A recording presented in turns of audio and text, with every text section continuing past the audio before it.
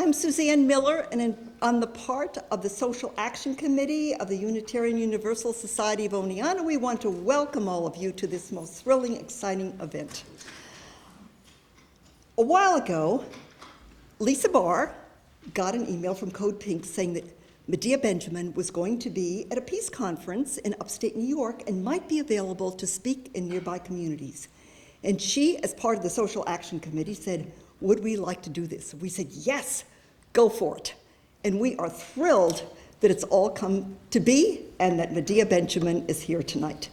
And I'm going to turn it over to Lisa Barr, who is going to introduce her. Thank you.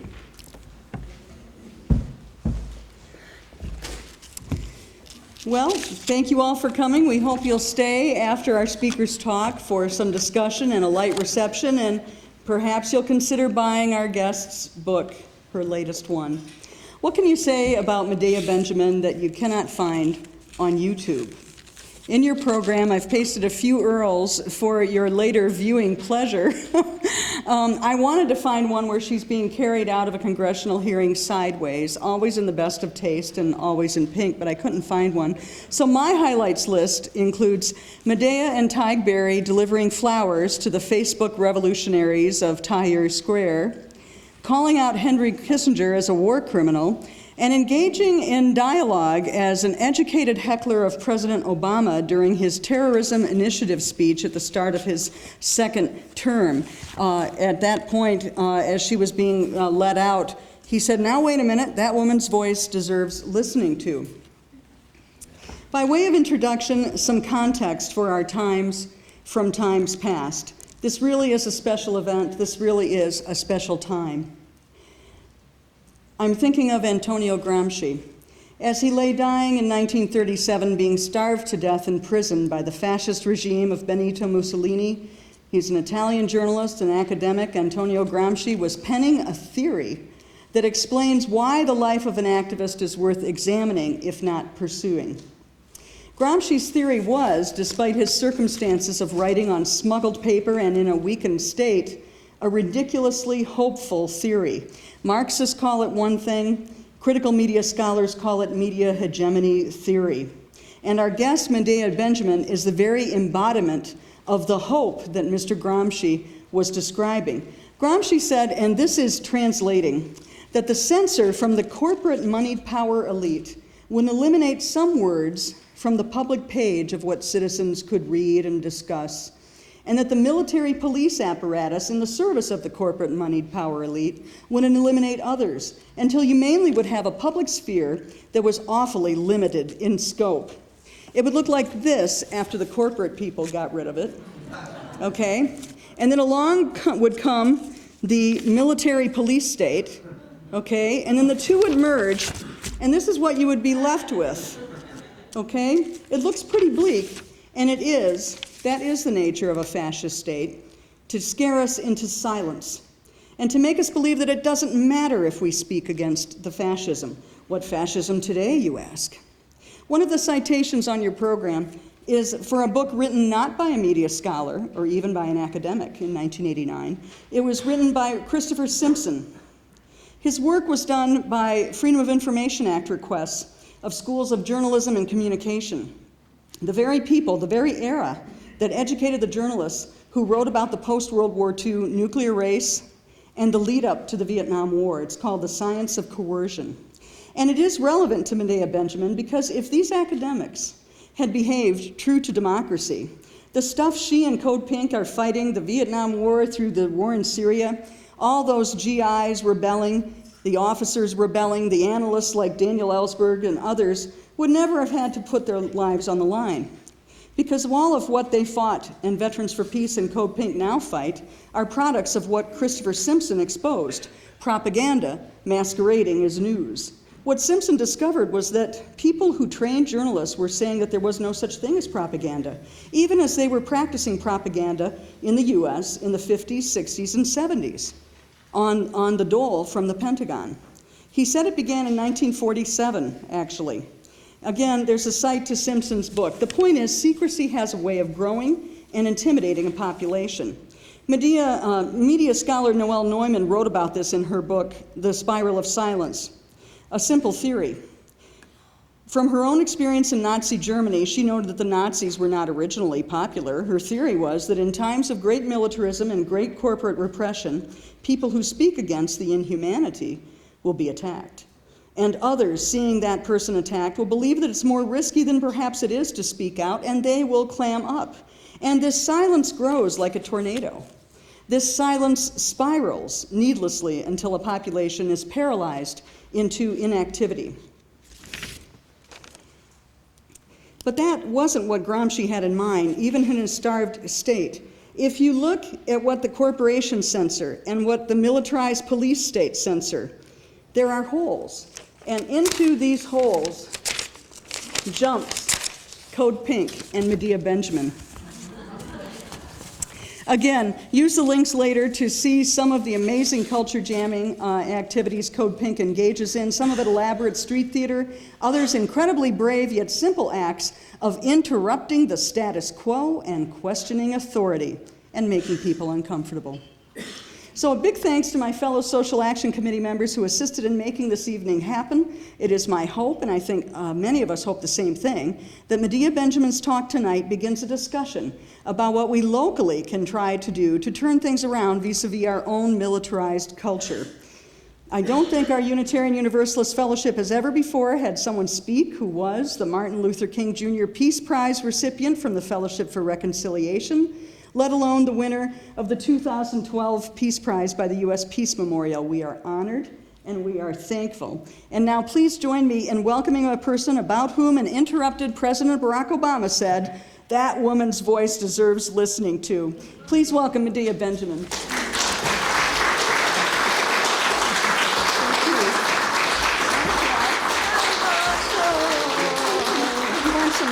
Some water for you. That's great. What an introduction. I think that's the best introduction I've ever had. How many people actually know who Gramsci is? Look, you were talking to people who don't know who Gramsci is. No, that was beautiful. And I just want to say that my partner, Tig, and I go all around the world, and we always find our way around the world. But we really had a hard time finding our way to this city. We did the GPS. He wanted to stop and look at the map. I said, no, we have GPS. And I put a D instead of a T. And it took us to a very small town. There is the same street, very small town, about 2 hours away from here. And I called and I said, we're here with plenty of time. We're just in the wrong city. So we did make it here, and Tig has been driving for 9 hours today, so I want to thank him for that. And not only that, for Tig is also my partner in life, our Code Pink partner, and makes all the beautiful props for Code Pink. And if you look online, you'll see Code Pink just has stunning things, and that's because he was in Hollywood for 20 years and comes up with all kinds of creative ways of making things. And so thank you very much for all you do to make Code Pink as flamboyant as possible. I also want to thank you for so quickly putting this together, because we were going to be in upstate New York. It's funny, as Tig and I were driving through these rolling hills and beautiful farms, we realized we never knew that upstate New York was so beautiful and so big. And for some reason, we thought of the millions of Syrian refugees that are looking for a home, and thought, why not bring them here? I don't know how many of you actually know what Code Pink is. Raise your hand if you really don't know very much about Code Pink. Wow, that's a lot of you. So let me start on how we got started, which is we were a group of environmental women that were coming together in a conference about what are we going to do about the climate crisis. And it was after 9/11. Right shortly after 9/11, and we were sitting around during the lunch break and talking about the U.S. reaction under Bush to 9/11. And the U.S. had just invaded Afghanistan. The drumbeat for war was going around Iraq, and they had just instituted that crazy color-coded alert system. Do you remember it? Okay, so there was the yellow, the orange, the red, and the government was going to tell us at what level the threat alert was, but they never told us what we're supposed to do, except if you remember there was some kind of vague reference to duct tape and plastic sheeting, which we never knew what we were supposed to do with. And during the break, we were laughing about how silly that whole color-coded alert system was, except it was also very scary because it was meant to keep people in a state of fear and justify the reaction. And the reaction was not, we're going to go after people who attacked us. The reaction was, we're going to use this as a justification to do some other things we wanted to do, like invade Iraq, a country that had nothing to do with 9/11. And so jokingly we said, well, we need another color-coded alert system. And we thought, how about hot pink? That sounds good. And we laughed about it and said, yes, hot pink, except we found out that that was a porn site. And so it was already taken. We couldn't be hot pink. We just had to become pink, which didn't sound very exciting for some of the women. In fact, they dropped out right away when it was just plain old pink. And we thought we were just going to do a couple of actions and be involved with the larger movement that was building, and that if we did our job well, maybe we could stop a war in Iraq, and then we'd go back to all the other things that we were doing. Well, as you know, it didn't turn out that way. Unfortunately, we've had to stay together during these years and are still together, just like I heard some of you are still doing vigils out on the street week after week after week. It's not something we want to do or we like to do necessarily. It's something we feel obligated to do. And so as we started Code Pink, one of the first things we did was realize that they were making this justification for war. And we thought, well, we should go to Iraq and see what it's all about. So we gathered together a kooky group of about 12 women who were crazy enough to go to Iraq right at the time that the U.S. was supposed to begin bombing. And we didn't know where we were going. We didn't know what we were doing. We flew into Jordan. We said, how do we get to Iraq? They said, well, there's a big desert in between. And you rent a car, but it's very dangerous. Not only is it dangerous because there's all kinds of people on the road, but also there's oil trucks that are just zooming by constantly. And they blow up once in a while, and they hit cars. And we said, well, here we are. So we made our way across the desert. We got to the border of Iraq, and we had to show our passports and give them to the border guards. Now imagine, this is at a time when the U.S. was just about to invade Iraq. We had no idea how we would be received. And it was also just after the time that Daniel Pearl, remember the reporter Daniel Pearl, Jew, had been killed. And I handed my passport over to the guy at the customs, and everybody else in the group went through, and he looked at mine and he said, Benjamin, isn't that Jewish? And I'm like, uh-oh. So I said yes, and the guy disappeared. And I thought, I'm going to be held behind, everybody else is gone, what's going to happen to me? Bad idea, shouldn't have come. And I'm waiting and waiting and sweating it out, and after about 20 minutes, the guy comes back, and he's huffing and puffing, and he says, sorry for taking so long. I ran home. I'm studying Hebrew, and I wondered if you could correct my grammar. And I was so flustered. I didn't want to tell him I don't speak Hebrew. I can't correct his grammar. I looked at it. I said, it looks pretty good. And then I said, but why are you studying Hebrew? And he said, when we went to war with Iran, I studied Farsi. And now that we might be going to war with Israel, I'm studying Hebrew. I think it's important to communicate with those we are told should be our enemies. And I thought, this is the first person I meet in Iraq. This is extraordinary. Blew away all my stereotypes.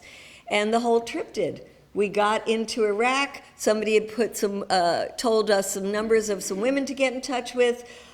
First woman I met meets us at the hotel, and she says, "Oh, I'm so glad you're here. I have some really important questions." And I'm thinking, she's going to talk about the political situation and what our government is doing and everything. She says, "Who is your favorite black woman American poet?" And I said, "I don't know, I can't think of any right now." She said, "Well, do you like Nikki Giovanni? Do you like Alice Walker?" And she started naming them off. And I said, "How do you know these people?" And she said, "I study American literature at the University of Baghdad." And I said, "Oh, okay, that's another stereotype gone." The women we met were so educated. The people we met were so educated. We had the stereotype of the Muslim women, and they were doctors and lawyers and judges and everything that you could imagine. This woman had never left Iraq but spoke absolutely beautiful English, knew more about American literature than I knew. It was really quite remarkable to learn that, yes, Saddam Hussein was a dictator, and if you tried to go up against him, it wouldn't be a pretty sight. But for normal, everyday Iraqis, it was a country that was seen as a place where people from all over the Middle East would come to get an education. Education was free from preschool to PhD, doctor, whatever. People were coming from all over the Middle East to get a good education. And this is despite 13 years of sanctions that had so devastated the country. So we learned that there was a thriving women's movement inside of Iraq. And the women said to us, "Look, we don't like Saddam Hussein, but you know what? We don't want you to come here and liberate us, please. Let us liberate ourselves." That's what true liberation is about. And we made good friends, we stayed with them, we traveled around the country, we learned a lot, and we were there for the day that Colin Powell spoke before the UN. And we were inside the big Ministry of Information hall with journalists from all over the world when Colin Powell was doing his step-by-step accusation of here's this little vial and here's this and here's that. And the journalists in the room were laughing. And they were laughing because they were saying, "This is so absurd. We've been to that site, there's nothing there. We've been to that site, there's nothing there." We had met with the weapons inspectors, and the weapons inspector says, "There are no weapons of mass destruction here." So the journalists knew it was all made up. And afterwards, we thought, okay, they're never going to be able to go to war with that flimsy kind of presentation. And that's what the journalists in the room thought. And the next day was when George Bush said, "Okay, now we know the die is cast, we're going in." And we were just flabbergasted, and the people were devastated, and the women we were with started crying and saying, "What's going to happen to us? How can we protect ourselves? How can we protect our children? Do something." And we were hopeless and helpless. We didn't know what to do. Came back to the U.S. and kept the organizing going. And I'm sure, raise your hands if you were organizing against the invasion of Iraq. So lots of you here. So there were many, many of us around the country and around the world. In fact, I just saw an incredible movie called We Are Many. It hasn't come out in the United States yet. It's just showing in Europe right now. And it's a documentation of the February 5th 2003 demonstrations all around the world that are in the Guinness Book of Record as the largest demonstrations ever in the history of humankind. Were those demonstrations against the war in Iraq that happened in about 90 countries. It had millions of people came out. And we, as Code Pink, were just one of so many groups that were organizing these protests. We did our job as citizens. Obviously, the Bush administration was not listening to us. We also decided as Code Pink we were going to try to confront the powers that be, and that was the beginnings of our interruptions. We found out that Donald Rumsfeld was going to be testifying before Congress to give the reasons why we should go to war. And we thought, maybe we could get into that hearing. We had no idea how you get into a hearing or anything. We thought, well, these must be for journalists, so let's dress up like journalists. So how does a journalist dress up? You get a pantsuit, you get one of those steno pads, you hold the Washington Post under your arm, and we got online real early. We were the first ones online, and we just, kept waiting online. And as soon as they opened it up, they said, okay, ladies, why don't you take a seat right in that second row? Well, the first row was all generals, and we got a seat literally right behind Donald Rumsfeld. It would be like, you're Donald Rumsfeld, and that was us right there. And so Donald Rumsfeld starts answering questions that the Congress was giving him, and they were pretty much like softball questions. How quick is this going to be? How the Iraqis will pay for this, right? It's with their own oil money, kind of thing. And we were just getting madder and madder. Well, I forgot to say that we had also stuffed a banner inside our pantsuit. And the banner said, UN inspectors, not US war, because we had just come back from talking to those inspectors. And so at one point, we were like nudging each other, okay, you do it, no, you do it, no, you do it. We said, all right, pull out the banner, and each one of us had a banner that said, UN inspectors, not US war. And suddenly we found ourselves, everybody was looking at us, so we had to say something. So we started saying, all right, now we'll ask you some questions. How many US soldiers are going to die in this invasion? How many Iraqis are going to die in this? How much money is Halliburton going to make out of this? Isn't this just about oil? What did Iraq have to do with 9/11? Nothing. And they hadn't had these kind of interruptions in Congress. So nobody came to drag us out. And we had totally exhausted anything we thought of to say. And we're like, why don't they take us out of here? So we're repeating over and over again, the same old questions. And finally they call some police, and finally they come in and they take us out of there. And we were all over the media, like all over the media. The front page of the Washington Post, the New York Times, the LA Times. We got invited onto CNN, and we were invited onto all the major TV. Friends of ours were sending us messages from Singapore and from Malaysia and from Japan and from all over the place. And it was almost like people were so happy around the world that somebody had confronted Donald Rumsfeld and this, ridiculous kind of hearing they were having. And we recognized that we had struck a chord, and that it was important to go to these centers of power and to confront them directly. So that's how we got started. In terms of Iraq, we see what the results are today. Collective we, were certainly right, and they were wrong. One of the women that we met up with in Iraq in that first trip, she had a Sunni mother and a Shia father.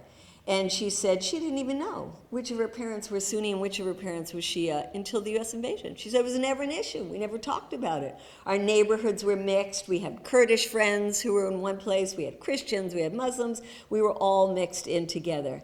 And she said, the legacy of the U.S. invasion? The legacy of the U.S. invasion is we learned to hate each other. So thank you very much, the United States. We learned to hate each other.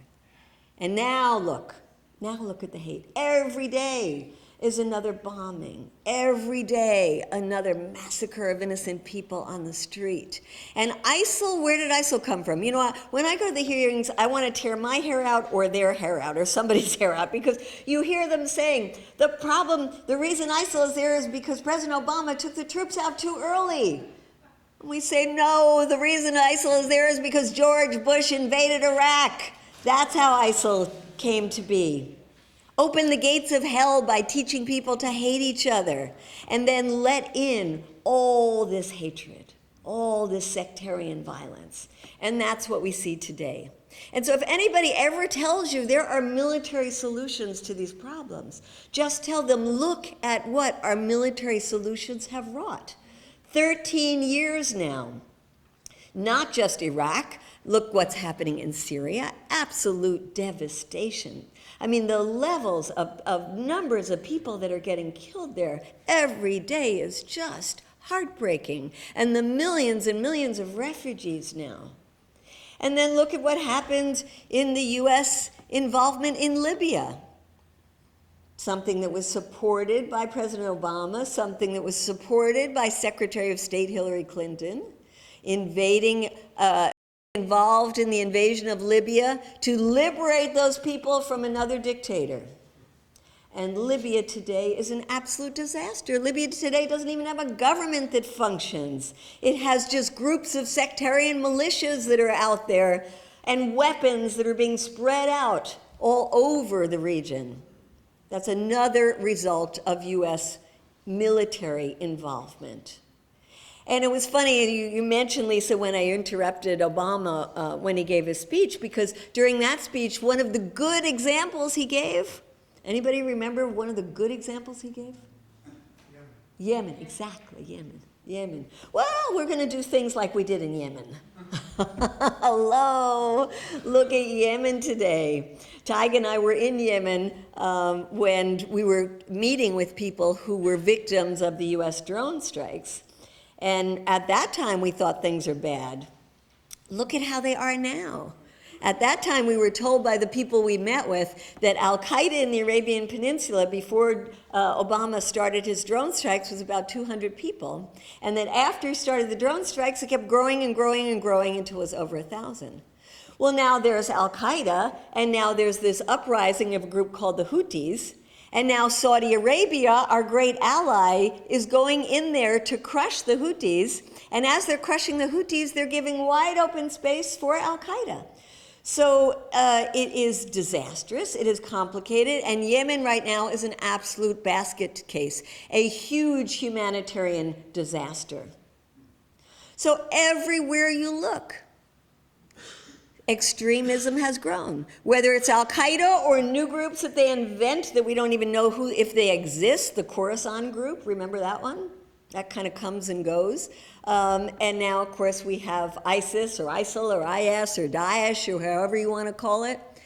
But this is the result of using the military as a way to try to solve the problems. And I wrote a book about drones because I saw that after U.S. invasion of Afghanistan and of Iraq, so many U.S. soldiers dying, so many U.S. soldiers being injured, so much money being spent, trillions of dollars, that the American people started getting tired of these wars. And a way to continue with the military path without all of those other consequences was to use this new technology of drones. And Code Pink, along with Veterans for Peace and other groups, very early on started recognizing that this was really a brilliant way for the government to do this behind the backs of the American people. In fact, the US government wasn't even admitting that it had a drone program. When the ACLU or Center for Constitutional Rights would take them to court, they'd say, drones? What drones? They wouldn't even admit in a court of law that they were using these weapons. And for anybody who doesn't know anything about drones, please get a copy of the book. It's a good primer, but it's also good to understand the origins of this, who is making them, what is happening to the pilots. Very difficult for a pilot who is here in the United States at a base, like in upstate New York, the Hancock base, and who is supposed to be looking at a screen 10 to 12 hours a day at a family thousands of miles away, and actually in a very perverse kind of way getting to know the family, because you see their comings and goings.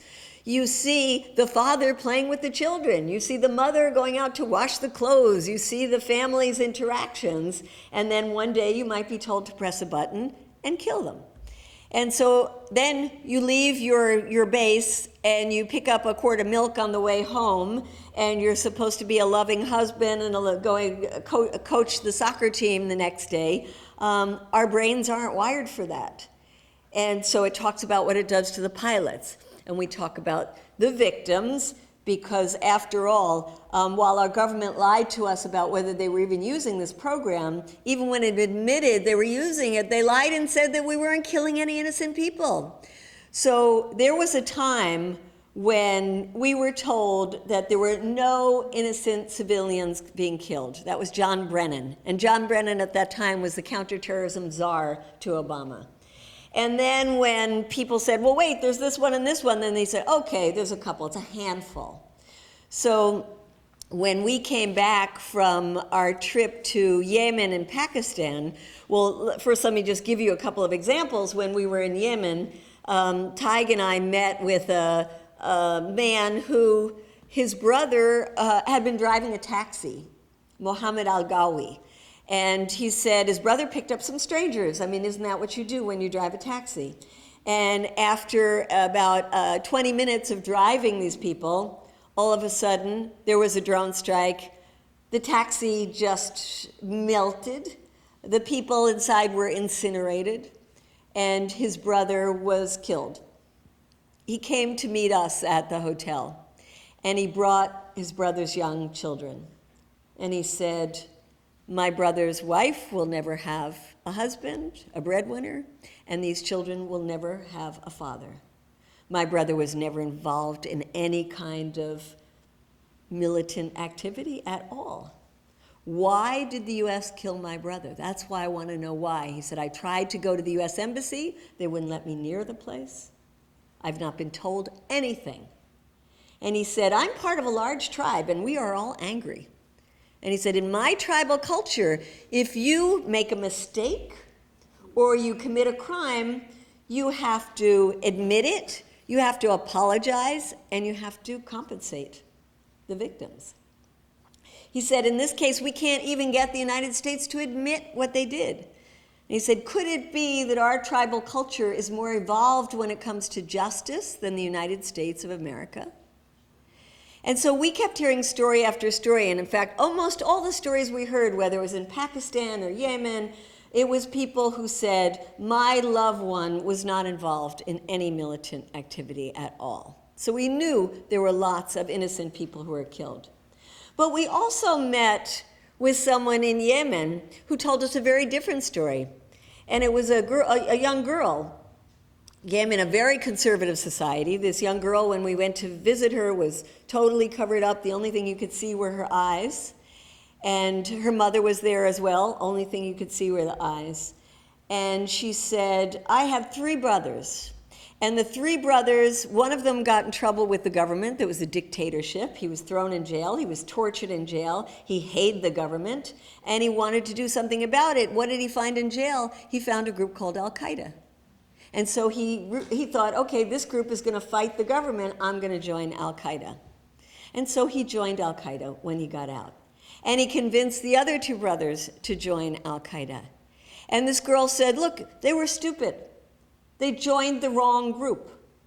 It was as if Tig, who has teenagers and lives in LA, he said it was as if they joined a gang.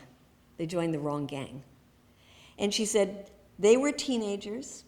They didn't know what they were doing. She said, I'm smarter than them. I got online and I Googled Al-Qaeda and I figured out who they were and I saw the terrible things they had been doing. And we were trying to convince them to come back.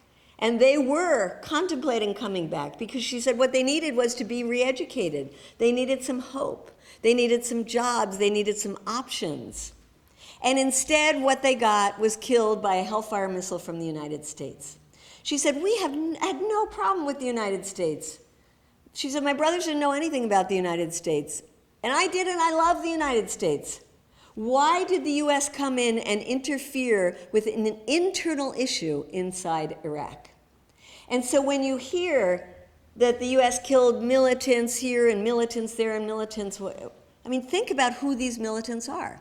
The U.S. government says anybody of military age that is a male in the places where we are using these drones are automatically militants, which is a crazy definition. But even if they are militants, what does it have to do with us? Are these people who are actually trying to attack us? Well, what we have found out is that only 2% of those that we have killed are actually people that our government had on a kill list, are actually people that can be named. The others are nameless people. The others are young guys, people who were maybe 9, 10 years old at the time of 9/11. And the vast majority of them had nothing to do with trying to kill the people in the United States or Americans.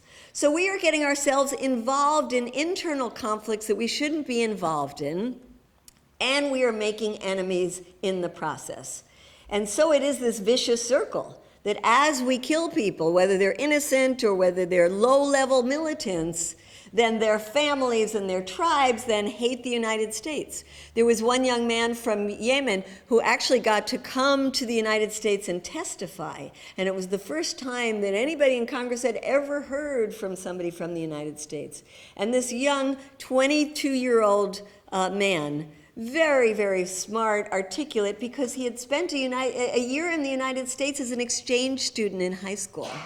And he said, I'm from a big family, a really poor family. It was like I won the lottery coming to the United States. And I loved the family that I lived with. And the father was in the military, and he was like my father. And I was like an ambassador for the United States when I went back home, telling everybody what an amazing, wonderful, lovely country it was.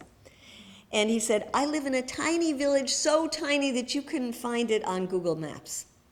But the U.S. said that there was somebody living in our town who was a high-level al-Qaeda. And he said, we would have known if there were. And if somebody had come to us, we would have gone to the guy's house and knocked on the door. I mean, we could have captured him if that were the case. In fact, he said that everybody that the U.S. is killing could have been captured. Why did you capture people?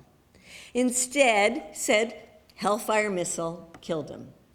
And he said, that day, the U.S. did more to spread extremism than al-Qaeda could have ever done, because the whole village then turned against the United States. So that's the kind of thing that we have been doing year after year after year.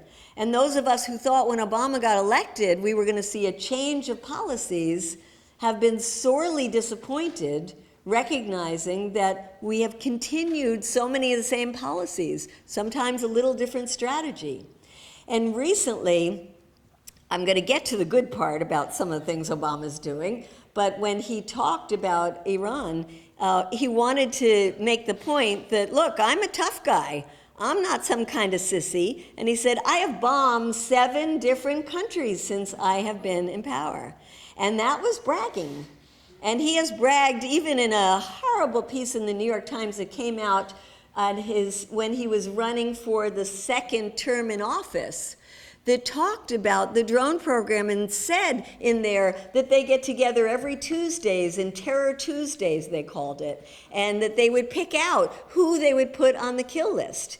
And he bragged to the writer of the New York Times that he had no problems with killing. He had no problems with putting people on that list. And that when he put an American on Anwar al-Awlaki, he had no problem putting an American on that list as well. And you might have heard that the U.S. killed Anwar al-Awlaki, an American cleric.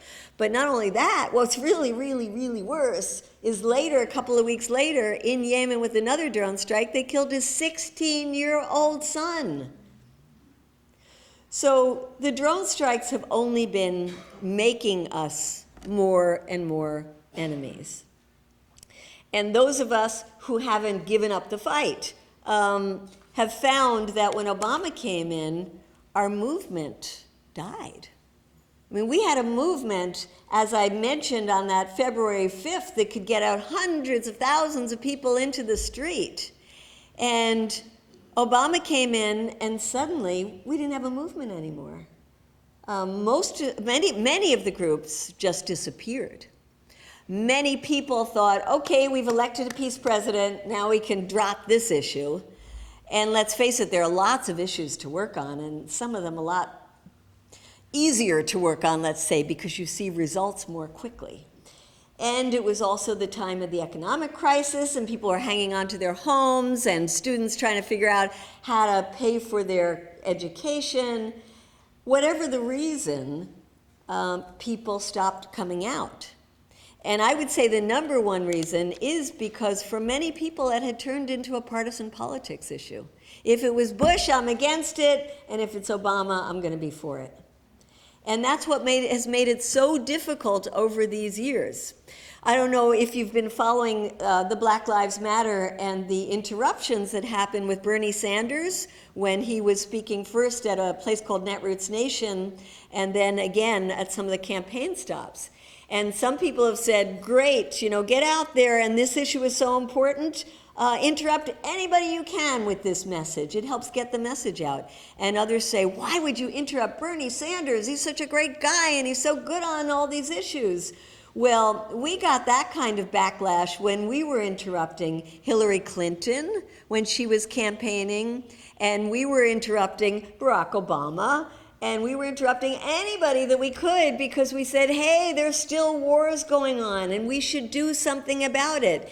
And it's a bad thing if it's under a Republican administration, and you know what? It's also a bad thing if it's under a Democratic administration.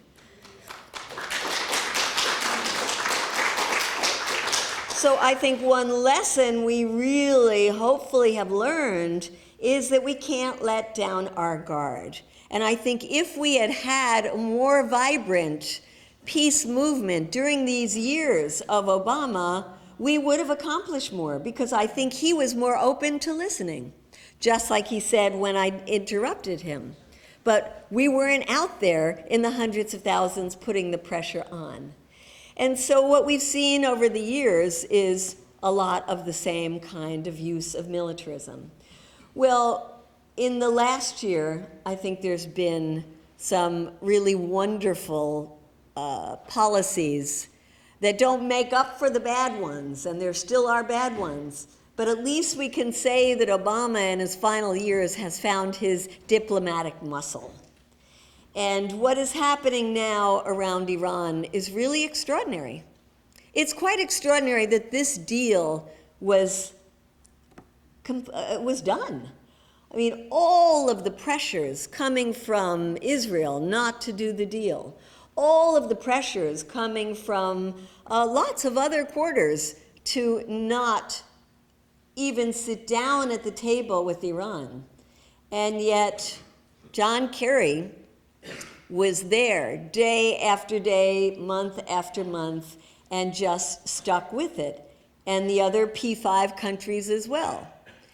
It is really extraordinary that they stuck with it. It's extraordinary that they came to a deal with countries as diverse as China and Russia and the UK and Iran.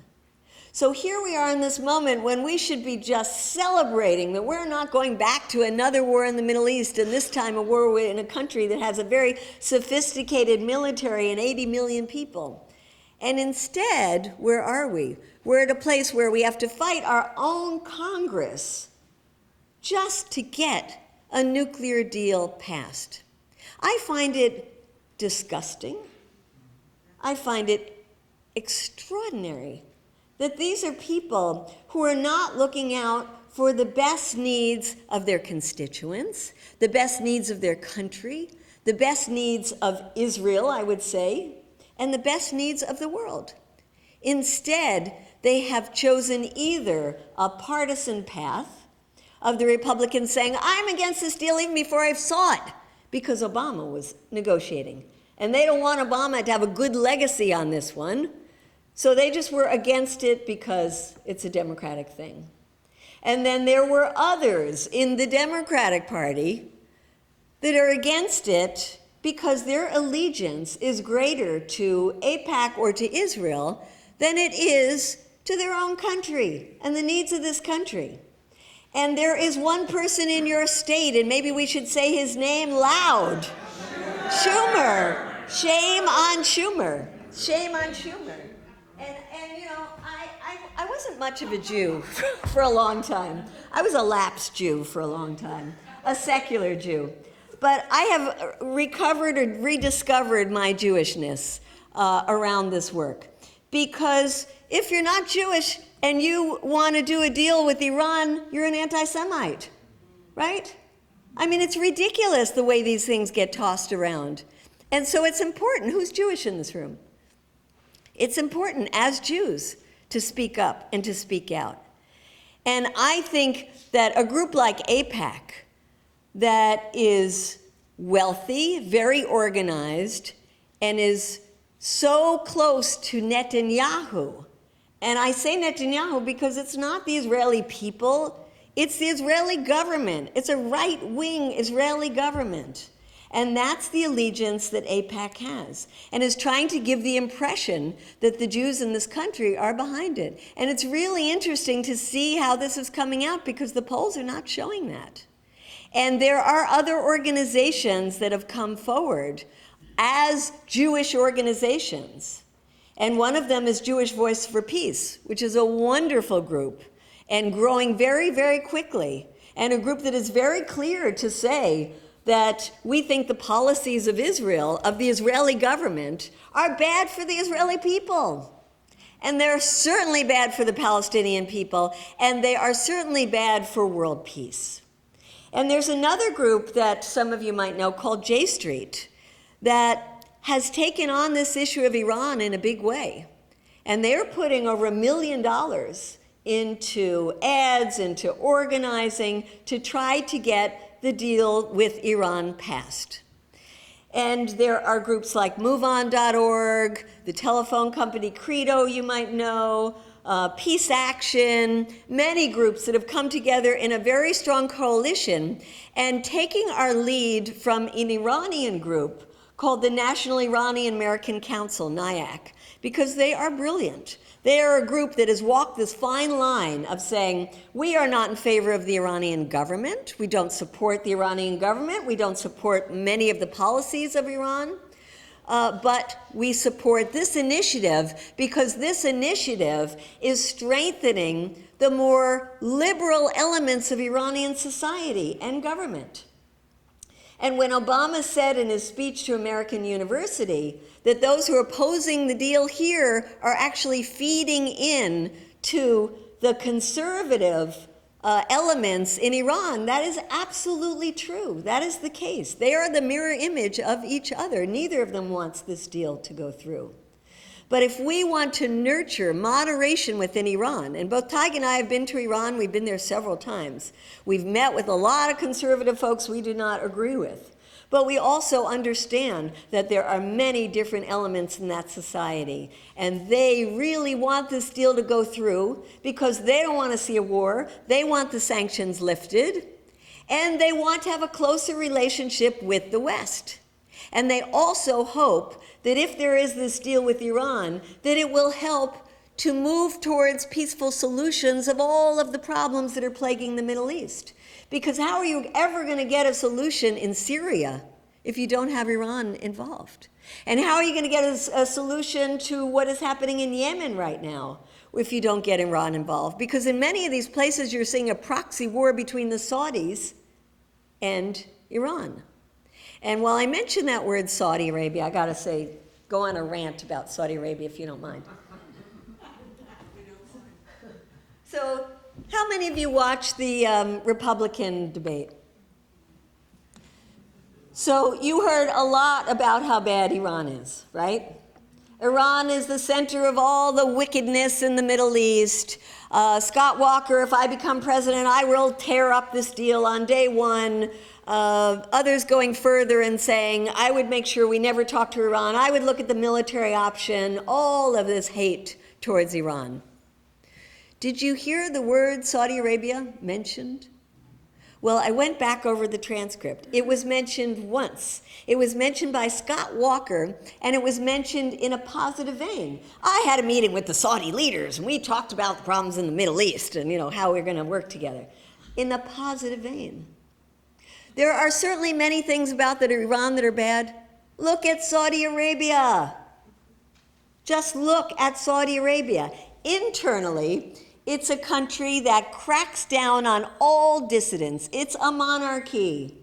They don't get elected in Saudi Arabia. It's a monarchy. It puts people in prison for blogging. There's a guy, Raif Badawi, that we've been working on his campaign. He got 10 years and 1,000 lashes for blogging. His lawyer has a human rights organization. He got put in jail for 10 years for defending him. That's the kind of thing they do in Saudi Arabia. Women. Let's talk about women's repression. Women in Saudi Arabia can't go to the university, they can't go wherever they want to go without a male guardian. The women in Iran have to wear a veil. The veils that some of these women wear, you wonder, where the hell is that veil? It's so hard to find. It's like falling off their head because they're almost Velcroing it to the back of their hair, and they're wearing these really stylish things. You go to Saudi Arabia, they're wearing a black cover, you just see their eyes. And women can't even drive in Saudi Arabia. And you look at what the Saudis are doing in other countries, because they say Iran is causing mayhem all over the Middle East. They can't vote. The women can't vote. And Saudi Arabia is causing mayhem in the Middle East. Where do you think the extremist ideology comes from? It's Wahhabism. It comes from Saudi Arabia. How many of the 19 hijackers were Saudis? 15. Osama bin Laden, Saudi Arabia. The money that's given to extremist groups, a lot of it is coming from Saudi Arabia. The bombing and the killing of innocent people in Yemen is coming from Saudi Arabia. Bahrain, a place that Tig and I were, where we were out with human rights activists, absolutely peaceful, non-violent, the most loving people that you can imagine in Bahrain, trying to bring some democracy to their country. And the Saudis come in with US tanks and crush that democratic uprising. Where are the Saudis getting their tanks? Where are they getting their weapons from? The largest weapons sales in the history ever have been between the United States and Saudi Arabia. Over $60 billion of weapons. So there we are. It's big business.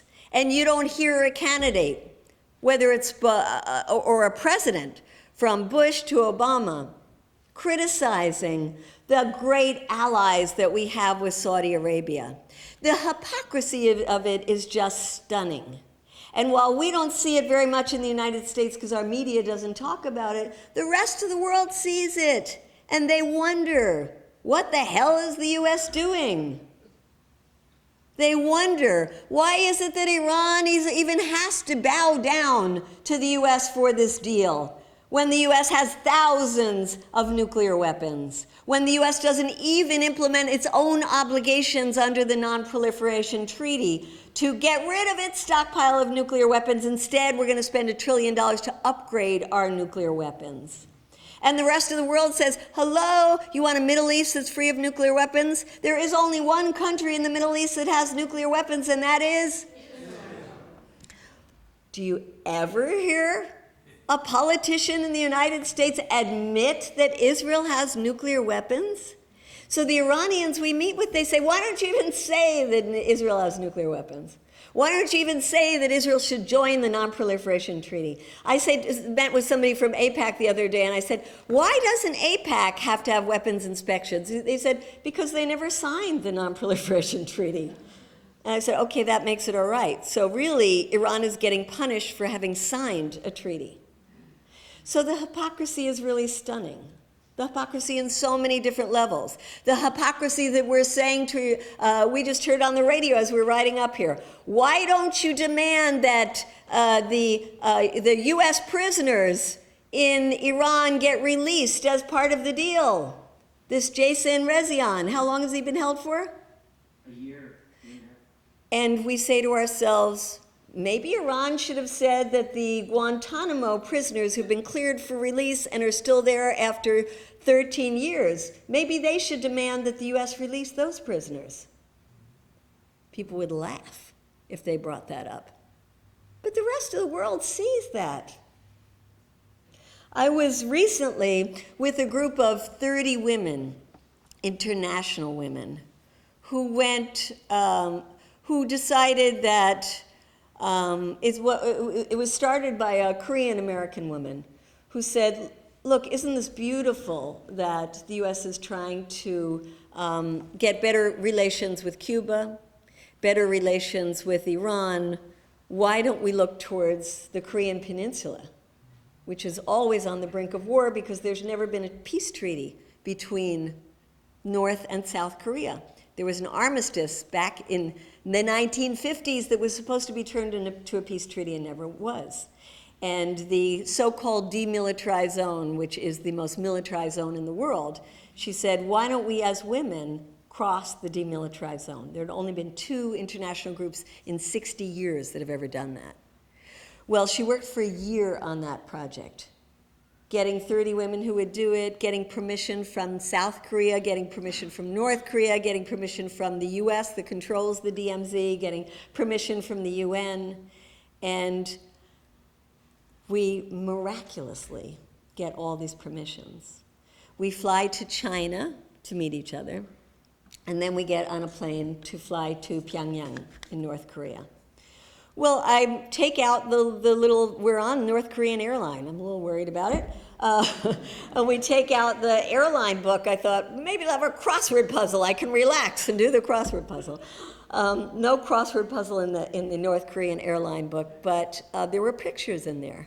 As I'm flipping through the pictures, there are pictures of Abu Ghraib. There's that picture of the person standing there all covered up with the electrodes. There's the pictures of people piled on the floor like dogs. This is in the North Korean airline magazine. North Korea is a very, very repressive country, and it uses the repression of the US in part to justify their repression. And I found that in many places around the world. They say, well, we can do what we're doing. Look what the United States is doing in Guantanamo. Look what the United States did in Iraq. So we're supposed to be setting an example. When we were in Korea, we had meetings with the women in the North and in the South. And in the North, you know, there's such a stereotyped idea of what the North Koreans are. Like, they're not real people. Like, you can't really even talk to these people because they're all robots. And we had a meeting with these North Korean women who were just wonderful. And they were telling us stories of the wounds that had not healed of the Korean War. They were telling us how their country was absolutely destroyed during that war. They said every city, every town was destroyed in that war. 4 million people killed.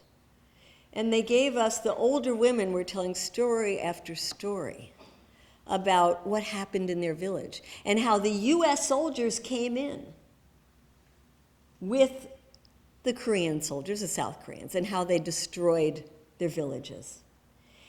And one of the women had no arms. She said, they came into my village, I was 7 years old, they put me down on the bed and they chopped my arms off. And another woman came and said how she saw her parents killed in front of her, and that she was an orphan with her other children, the oldest of them, and had to figure out how to survive, how to find food, how to live. And we were all crying from these wounds of war that have never been healed because there's never been reconciliation.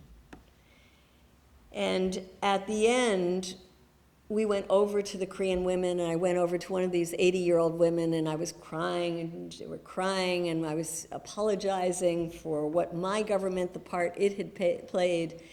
And suddenly she picked me up. This 80-year-old woman.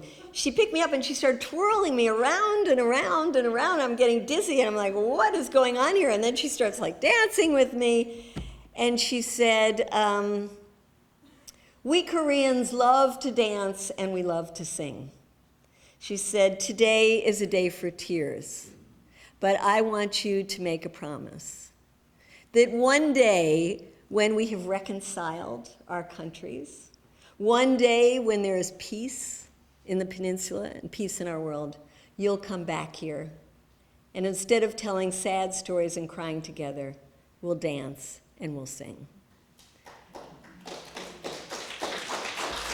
So I want to end on that note because it was so beautiful, which is to say the people of the world want to live in peace. The people of the world want to dance and to sing and to love each other. And they want to love us and we want to love them. And so we have to move beyond this military-industrial complex that keeps us in this constant state of war. And when you introduced me, I think you talked about the culture of militarism, to move beyond the culture of militarism. You know, when I went to Los Alamos last week, the lab where the nuclear bomb was designed, and we did a protest marching to the lab. And to get to Santa Fe, I took Southwest Airlines. And when you go on Southwest Airlines and you're ready to go up, they say, if there are any military people here, please come up first. We want to let you on priority, and we thank you for your service. And I said, are there any teachers or healthcare workers in the room? If you are, we want to thank you for your service. Any environmentalists in the room? Any peacemakers in the room? We need to lift up the voices and the status of the teachers, of the healthcare workers, of the environmentalists, of the peacemakers. We have to give priority to them. And what else did we hear on the radio coming up here, Tig, that Scott Walker was saying they should cut the money for education? They cut $250 million out of education, and they gave $250 million To a stadium. new stadium. So, and when we went to Los Alamos, they told us how much money that people are making that work in that lab, and that they are the brightest minds in our country. The best engineers get those jobs. And you just think how screwy our priorities are. That those people that were working in Los Alamos, they could have been working to take the incredible sun in the state of New Mexico and turn that into solar energy that could give electricity to the entire nation. They could be doing things that would take us off of the fossil fuel treadmill and put us into a new green energy future. There are so many positive things that we need to put our resources towards. So as we work to get this nuclear deal passed, because we must, and I hope we'll still have a little time to talk about how we're going to do that, let's keep in mind the positive economy we want, the peace economy that we want, the peace future that we want, where we don't say that it's only the military people that get priority, that we say that we want a country that, as Martin Luther King said, focuses on life-affirming activities, puts its resources, its energy, its love, its compassion into building life-affirming activities that will improve the lives of our citizens and people all over the planet. That's the kind of future we want. That's the kind of future we must build. And passing this nuclear deal is one very, very, very important step in building that future. Thank you.